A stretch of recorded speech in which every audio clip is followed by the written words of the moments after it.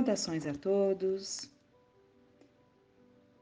No livro Boa Nova, psicografado pelo Chico Xavier, o irmão X, que ainda assinava Humberto de Campos, ele nos traz páginas belíssimas, nos recordando os momentos, elucidando detalhes dos momentos, das experiências, das vivências de Jesus junto a todos, quando aqui esteve encarnado entre nós. E com a aproximação desses dias em que nós espíritas não nos encaixamos exatamente nas comemorações da Páscoa, mas nos recordamos, evidentemente, trazemos para as nossas reflexões, para a nossa meditação, situações vivenciadas por Jesus, seus discípulos, naqueles dias que encerraram o messianato do Cristo. Foram dias marcantes, foram dias extremamente tristes, mas ficou ali a esperança em cada coração, porque Jesus tomou todos os cuidados para deixar ali as suas marcas, Tanto que após a sua partida, ele se faz presente, visível, palpável, para que os discípulos afastassem aquelas tristezas e tivessem a confiança e a certeza absoluta da continuidade da vida, E nós vamos buscar, então, o tema Maria de Magdala, porque não há como não nos lembrarmos de Maria de Madalena, Maria de Magdala, quando nos recordamos desses momentos vividos por Jesus, por seus discípulos. E por que dizíamos que nós espíritas não nos encaixamos exatamente nas comemorações cristãs? Porque o espírita não revive Jesus morto. O espírita busca o tempo todo Jesus vivo, porque entende que aquela sexta-feira foi necessária para que houvesse o domingo, para que houvesse a sua vinda ali, naquele corpo espiritual, não no corpo material, no corpo espiritual, e se fez presente. Então, são pontos extremamente significativos, que faz com que nós, espíritas, não possamos participar da forma como se participa a cristandade de modo geral, que cultuam ali a sexta-feira de uma forma especial, dentro da forma como creem, Da mesma forma, o próprio domingo de Páscoa, em que houve a ressurreição, também entendemos de outra forma, como acabamos de falar, é o corpo espiritual de Jesus e não o corpo físico que se fez presente. Então, nesse sentido, o espírita não consegue se encaixar nas comemorações, ou nem sei se chamaríamos comemorações, mas nas lembranças, que a cristandade, de modo geral, traz nesses dias que se seguem. Mas vamos lá, buscar o texto de Maria de Magdala, chamado Maria de Magdala. Maria de Magdala ouvira as pregações do Evangelho do Reino, não longe da vila principesca, onde vivia entregue a prazeres em companhia de patrícios romanos, e tomara-se de admiração profunda pelo Messias. Que novo amor era aquele, apregoado aos pescadores singelos por lábios tão divinos? Até ali caminhara ela sobre as rosas rubras do desejo, embriagando-se com o vinho de condenáveis alegrias. No entanto, Seu coração estava sequioso e em desalento.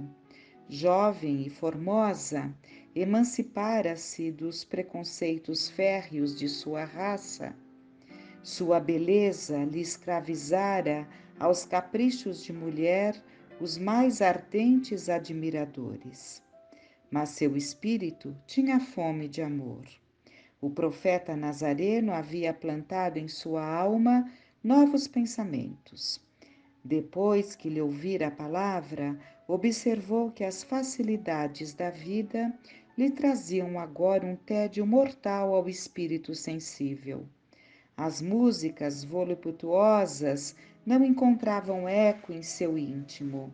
Os enfeites romanos de sua habitação se tornaram áridos e tristes.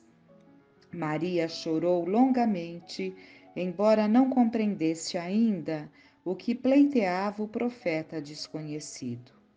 Entretanto, seu convite amoroso parecia ressoar-lhe nas fibras mais sensíveis de mulher. Jesus chamava os homens para uma vida nova. Decorrida uma noite de grandes meditações e antes do famoso banquete em Naim, onde ela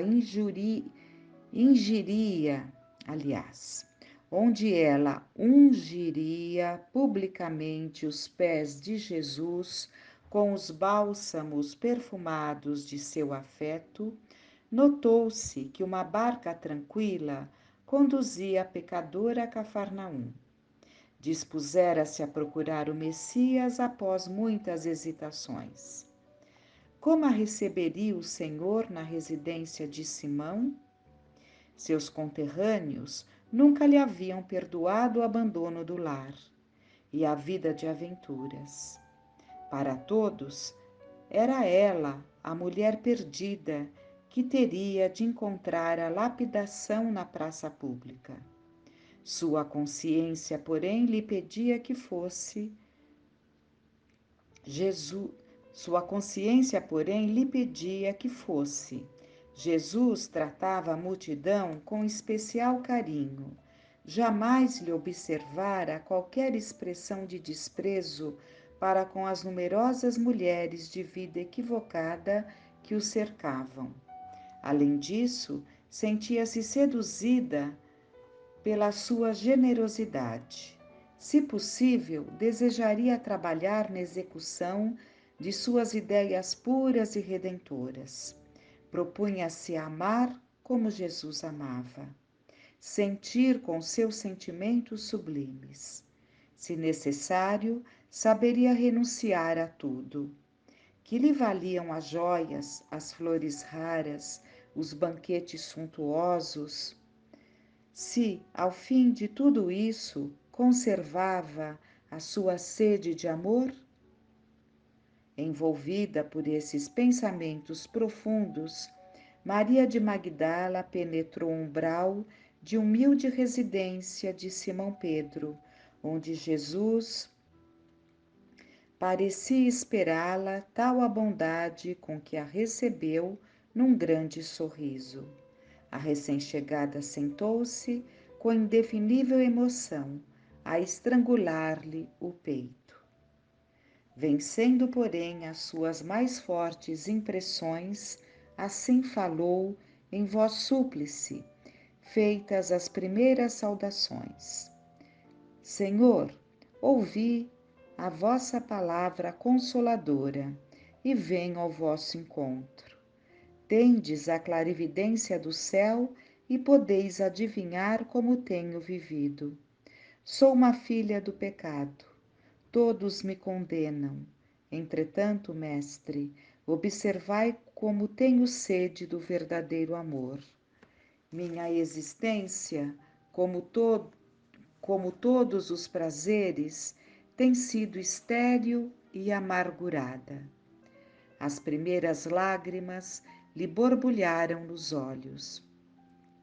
Enquanto Jesus a contemplava com bondade infinita, ela, porém, continuou: ouvi o vosso amoroso convite ao Evangelho.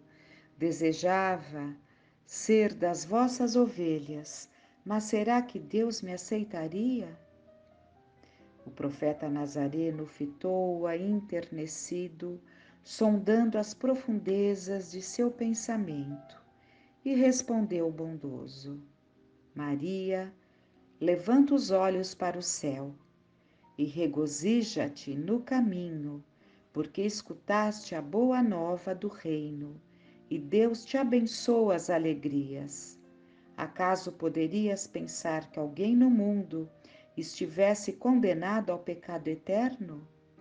Onde então o amor de nosso Pai? Nunca viste a primavera das flores sobre uma casa em ruínas?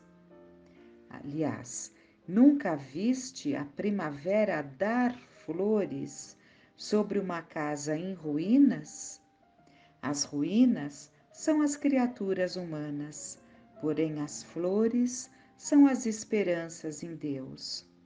Sobre todas as falências e desventuradas próprias do homem, sobre todas as falências e desventuras próprias do homem, as bênçãos paternais de Deus descem e chamam.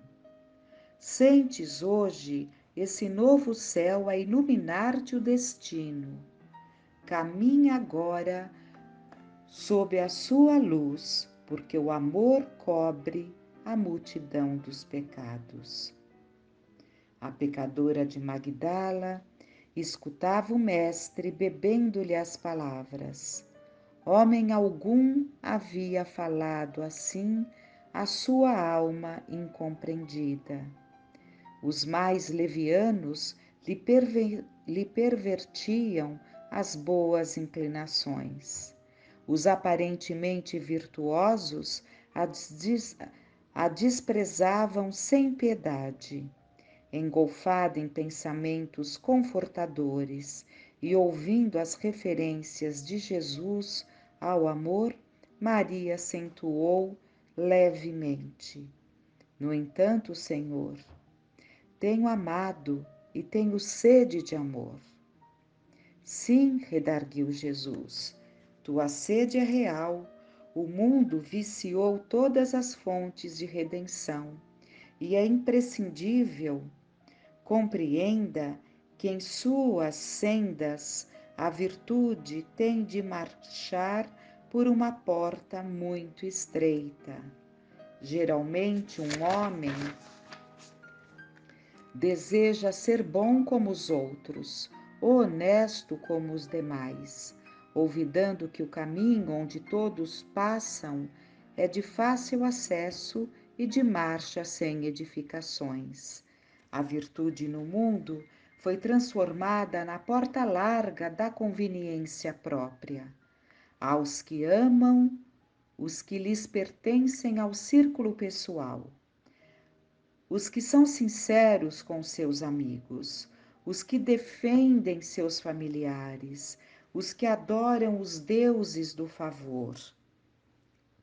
O que verdadeiramente ama, porém, conhece a renúncia suprema a todos os bens do mundo e vive feliz na sua senda de trabalhos para o difícil acesso às luzes da redenção.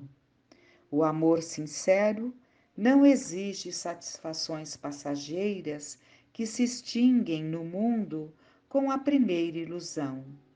Trabalha sempre, sem amargura e sem ambição, com os júbilos do sacrifício. Só o amor que renuncia sabe caminhar para a vida suprema. Maria o escutava embevecida, ansiosa por compreender inteiramente aqueles ensinos novos. Interrogou atenciosamente: Só o amor pelo sacrifício poderá saciar a sede do coração? Jesus teve um gesto afirmativo e continuou: Somente o sacrifício contém o divino mistério da vida. Viver bem é saber imolar-se. Acreditas que o mundo pudesse manter o equilíbrio próprio tão só com os caprichos antagônicos e por vezes criminosos dos que se elevam à galeria dos triunfadores? Toda a luz humana vem do coração experiente e brando dos que foram sacrificados. Um guerreiro coberto de louros ergue os seus gritos de vitória sobre os cadáveres que juncam o chão. Mas apenas os que tombaram foram bastante. Mas apenas os que tombaram fazem bastante silêncio para que se ouça no mundo a mensagem de Deus. O primeiro pode fazer a experiência para um dia, os segundos constroem a estrada definitiva na eternidade.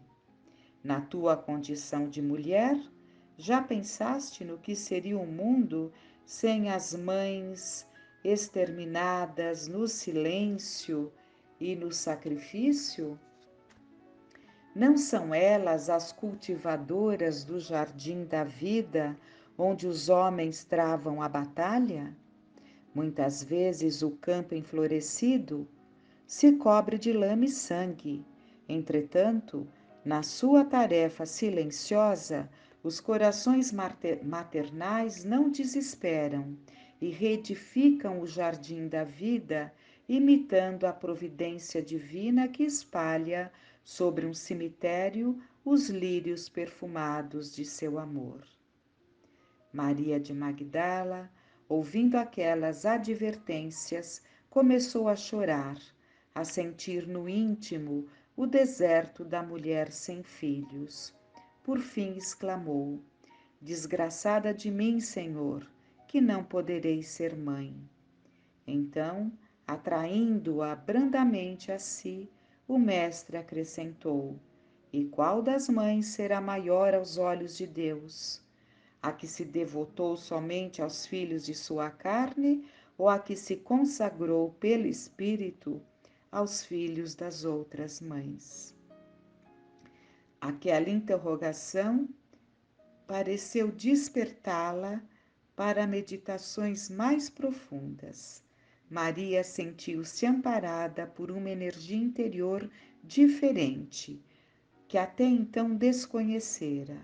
A palavra de Jesus lhe honrava o espírito, convidava-a a ser mãe de seus irmãos em humanidade, aquinhoando-os com os bens supremos das mais elevadas virtudes da vida.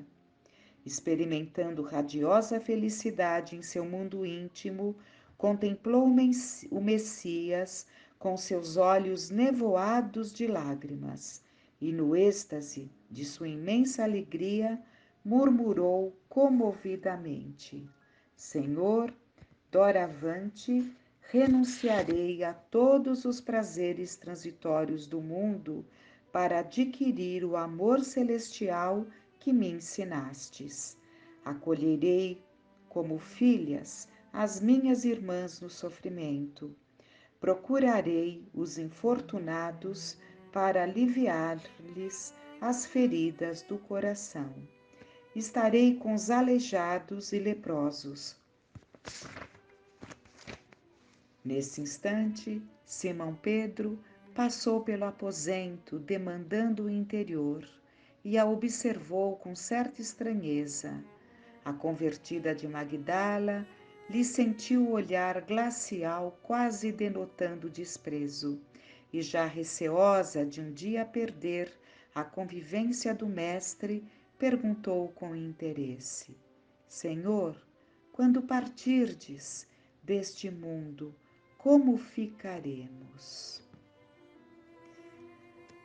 Vamos parar por aqui, porque estamos findando o nosso tempo, né? E há muito ainda a ler e muito também, se possível, a comentar, mas vamos parar neste ponto para que nós ressaltemos a grandeza desta mulher, que teve sim anos da sua vida num descaminho, ela foi levada a esta situação, né?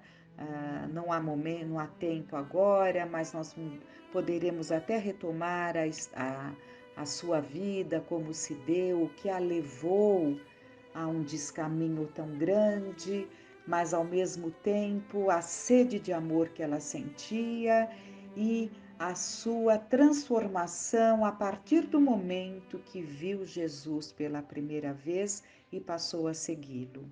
Ressaltando também esse final que acabamos de ver, e não estranhemos a atitude de Pedro. Pedro era um homem do seu tempo, um homem preso aos preconceitos do seu tempo, aos preconceitos da sua raça judaica, do seu povo judaico, né? E preocupado também ali com, a, com Jesus, né? Com a visão que teriam de Jesus junto de uma mulher considerada uma mulher da vida. Então, todas essas preocupações faziam com que os discípulos se afastassem, não só de Maria, como das demais. Né? Temos que entender sempre, tudo num contexto, tudo na época em que se deu. Né? Continuaremos então essas reflexões nesses dias, né? Nesses dias que se seguem, em que recordamos mais intensamente Jesus aqui entre nós. Que fiquemos em paz.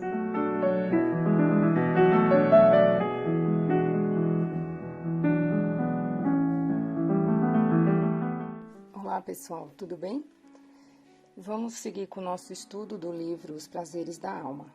Vamos conversar sobre sabedoria. 2 partes. Primeira parte.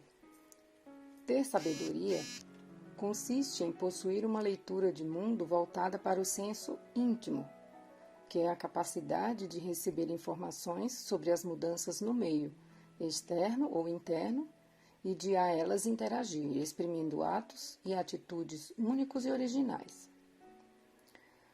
O sábio, por ter plena consciência da impossibilidade de possuir o conhecimento absoluto, reconhece com humildade as muitas coisas que ignora, não incorrendo na presunção de tudo saber ou conhecer.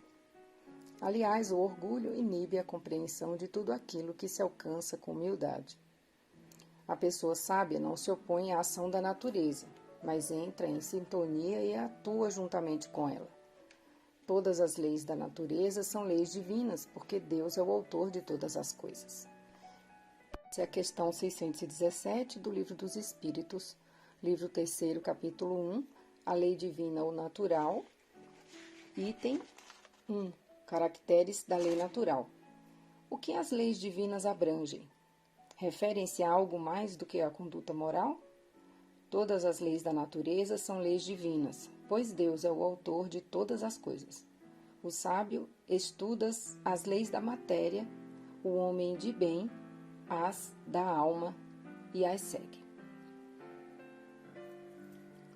A pessoa sábia, quando desprezamos nossa fonte de sabedoria interior, propriedade inata de todos nós, rejeitamos parte importante de nossa realidade interna, porquanto as leis de Deus estão escritas na consciência.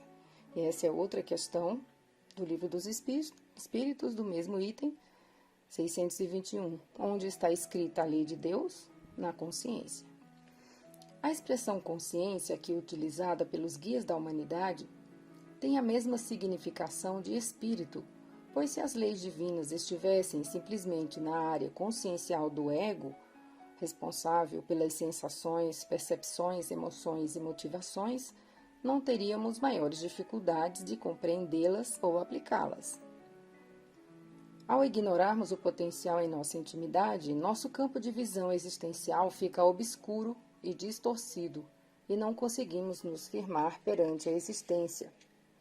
O sábio tem plena certeza de que é soberano e escravo do próprio destino, senhor supremo de seus atos e prisioneiro de seus efeitos compulsórios. Os grandes educadores da humanidade são considerados homens de sabedoria. São eles que caminham à frente no tempo e no espaço, revelando-nos capacidades e habilidades ocultas que sempre existiram dentro de nós. À custa de muito trabalho e enormes sacrifícios, os pioneiros sapienciais utilizavam como eixo principal de suas lições a importância do reino interior, ensinando-nos com notável propriedade que o mundo a ser desvendado está no âmago da criatura, que o divino está no humano, uma vez que tudo o que há em nós é sagrado.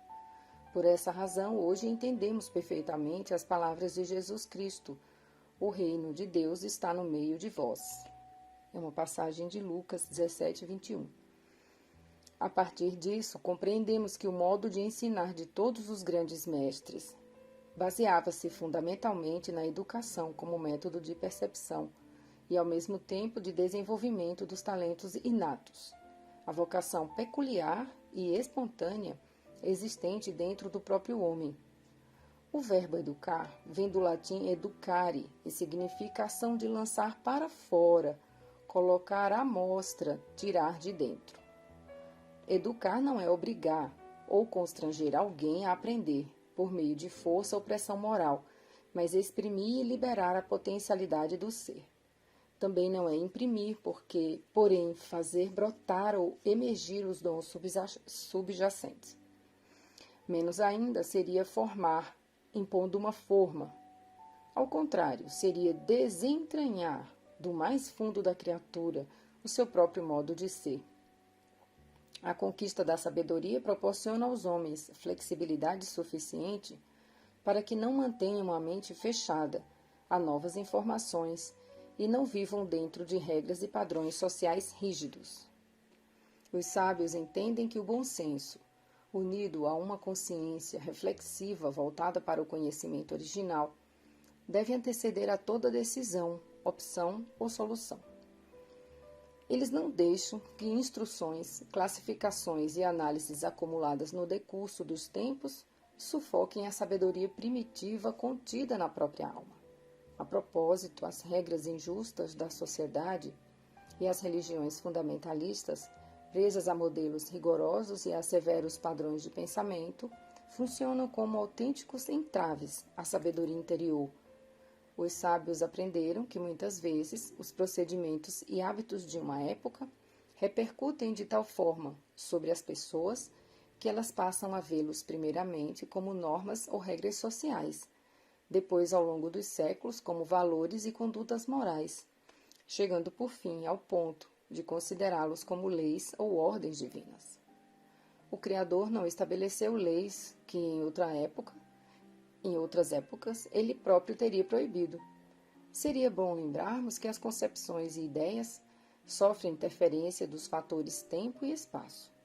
As pessoas diferem em seus conceitos sobre os costumes, modo de pensar e agir característico de indivíduo, grupo social, povo, nação, porque eles são constantemente reavaliados e renovados através do tempo e das sociedades humanas. Deus não pode se enganar.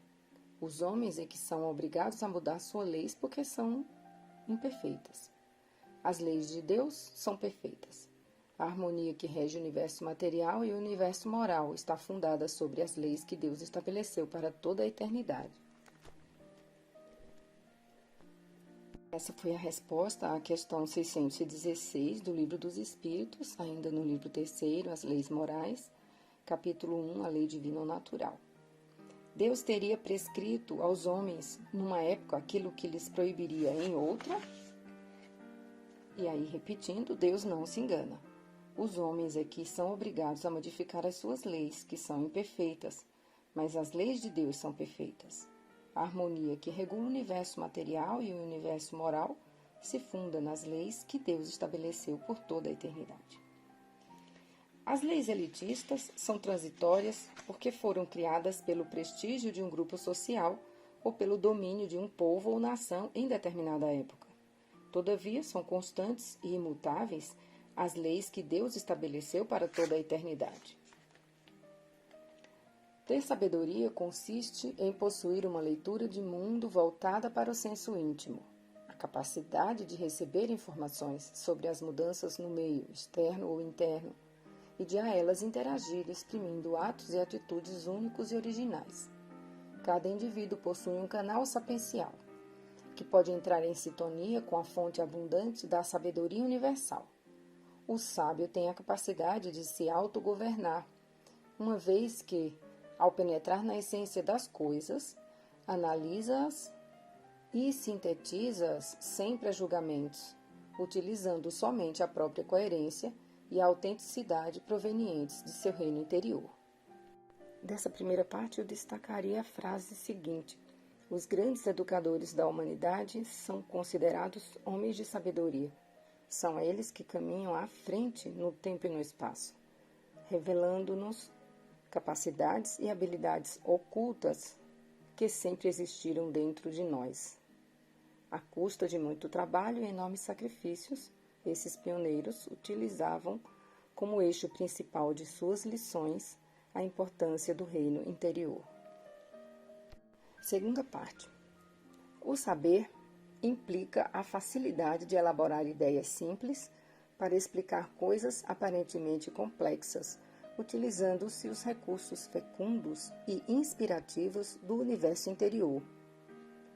Há séculos, os grandes pensadores e filósofos vêm nos ensinando que o autoconhecimento é a base primordial para alcançarmos a verdadeira sabedoria. Mas para saber realmente quem somos, precisamos mergulhar nas profundezas do ser e buscar a sabedoria existente em nosso mundo íntimo. Se fomos criados por Deus e se Ele colocou em nós a sua marca, a ideia de Deus é inata no homem. Ao nascermos, já trazemos como herança a marca divina. Vem a questão 6 do Livro dos Espíritos, do livro 1, as causas primárias, capítulo 1, Deus, item 2, provas da existência de Deus. O sentimento íntimo da existência de Deus que trazemos conosco não seria o efeito da educação e o produto de ideias adquiridas? Se assim fosse, por que os vossos selvagens também teriam esse sentimento? E uma nota.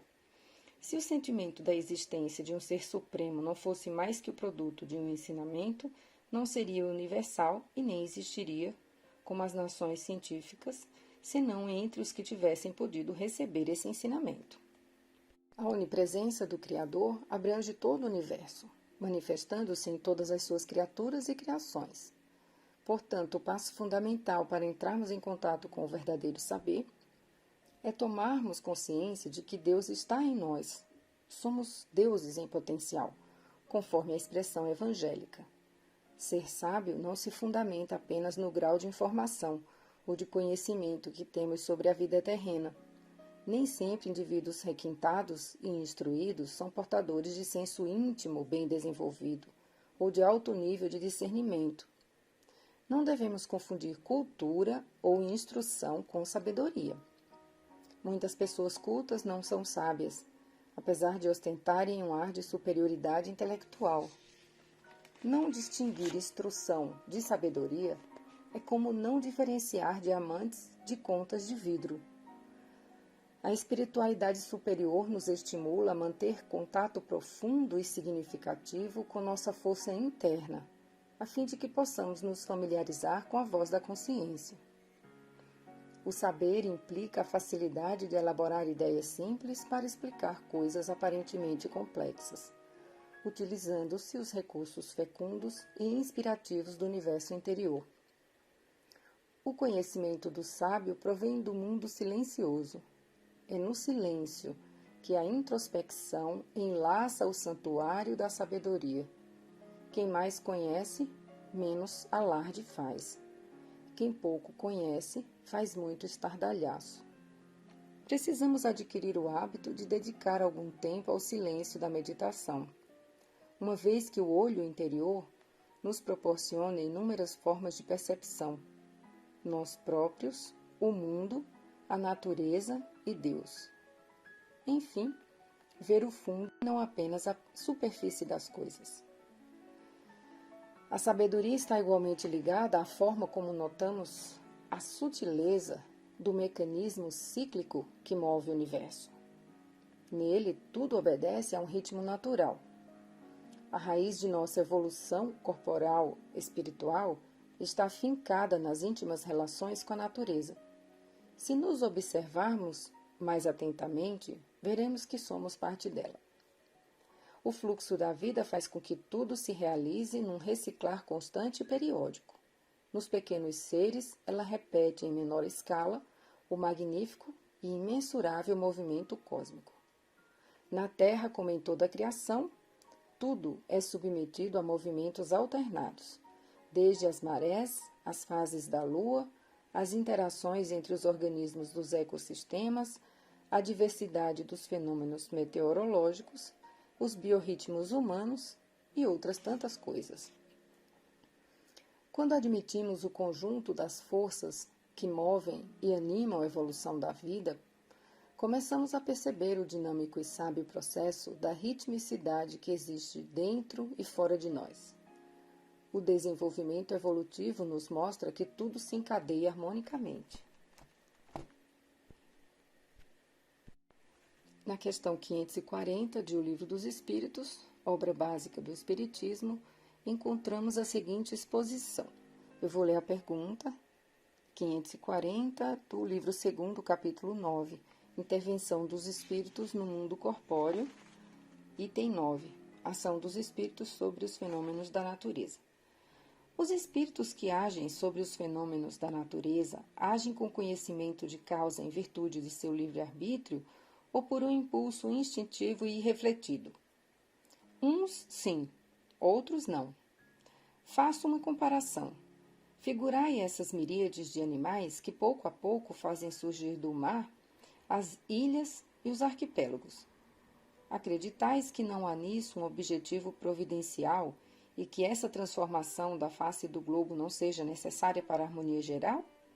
São, entretanto, os animais do último grau os que realizam essas coisas, enquanto vão provendo às necessidades e sem perceberem que são instrumentos de Deus. Pois bem, da mesma maneira, os espíritos mais atrasados são úteis ao conjunto. Enquanto eles ensaiam para a vida, e antes de terem plena consciência de seus atos e de seu livre-arbítrio, agem sobre certos fenômenos de que são agentes, sem o saberem. Primeiro executam. Mais tarde, quando sua inteligência estiver desenvolvida, comandarão e dirigirão as coisas do mundo material. Mais tarde ainda poderão dirigir as coisas do mundo moral.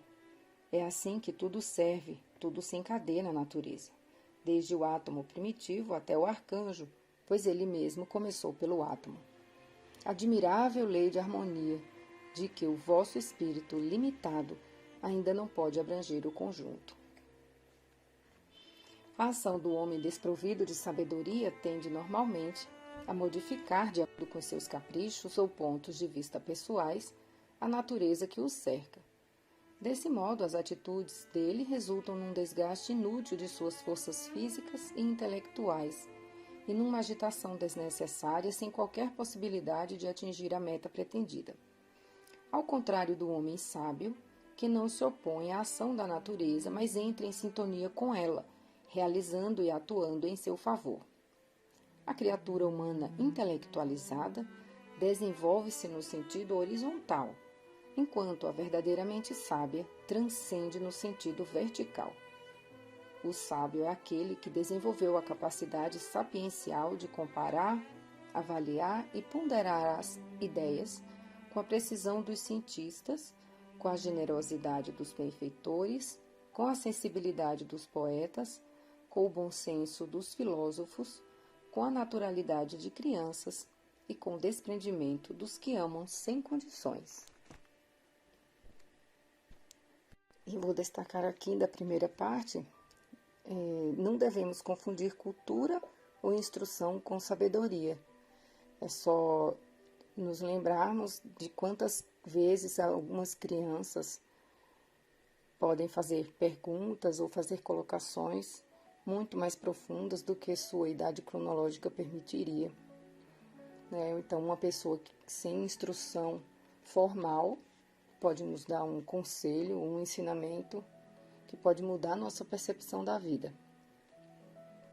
Outra frase aqui seria: quem mais conhece, menos alarde faz. A gente precisa ter muito cuidado com pseudo-sábios. E por último aqui, na Terra, como em toda a criação, tudo é submetido a movimentos alternados, desde as marés, as fases da Lua, as interações entre os organismos dos ecossistemas, a diversidade dos fenômenos meteorológicos, os biorritmos humanos e outras tantas coisas. E precisamos parar um pouco, todos os dias, para observar melhor a natureza, para observar nossos ritmos internos, para observar essas interações, e aí a gente vai ter certeza da grandiosidade do que Deus construiu e nos deu. Uma boa semana a todos.